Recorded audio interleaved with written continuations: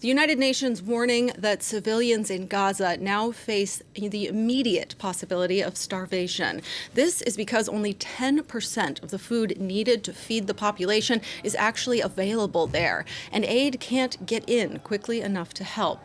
In fact, aid deliveries to Gaza have been suspended again because of fuel shortages and another communications shutdown. Israeli troops, meanwhile, pushing deeper into Gaza City and still searching Al-Shifa hospital for evidence of a Hamas command center. The military alleges it is located under the building, but Hamas and Shifa staff deny this. For the latest on the ground, let's cross to France 24's Irris Makler in Jerusalem. Irris, what can you tell us about Israel's movements in and around Gaza City today?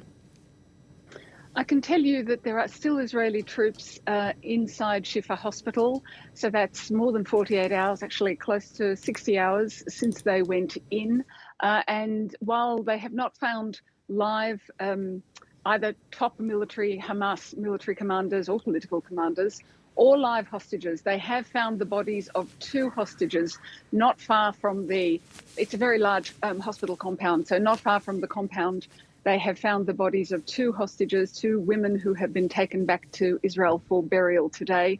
We've heard from the director of the hospital that Israeli troops are taking other bodies, and I have understand now from Israeli officials that it's bodies of people they suspect or think may be hostages who have died. So that's an ongoing process, the search for hostages and the search for further weapons. You know, they have shown us, they have produced videos of weapons they have found inside Shifa hospital itself. They also say they've brought in food and water for the hospital staff and the much reduced, it must be said, hospital staff and patients who are still there.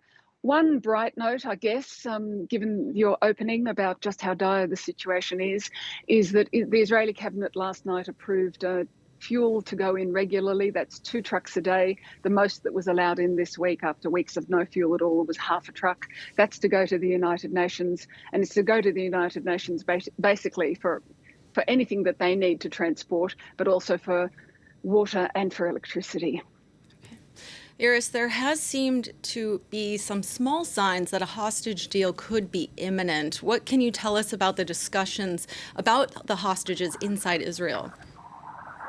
I can tell you that it's not just Israeli reporting. We hear it from Arab sources and from Washington as well. There is a big push to get a deal.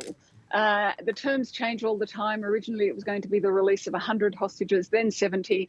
Now it's being talked about as 50. I just heard a report this morning suggesting it'd be 50 women and children released from the Gaza Strip in return for 50 women and children that Israel holds, Palestinians that Israel holds in its jails. It's down to a vote inside Israel's security cabinet. And what's being leaked from there is that there really are two groups. There's a fear that Hamas won't agree to it. We have heard from Hamas that they don't want to release all 50 at once. They want to do it in dribs and drabs, and there's a fear that it just won't happen. But there are other people who think this is all there will be. And the pressure is now at a very high level. There are hostage families marching to Jerusalem. You know, it's a 5-day march they've been doing from Tel Aviv as we speak. Next week, they're meeting with the Pope. The pressure is enormous, and the fear is that if this deal isn't done quickly, it won't be done at all, and that it might be the only chance they get, whether or not Hamas is ultimately defeated in the Gaza Strip. So I think all eyes on the next 48 to 72 hours.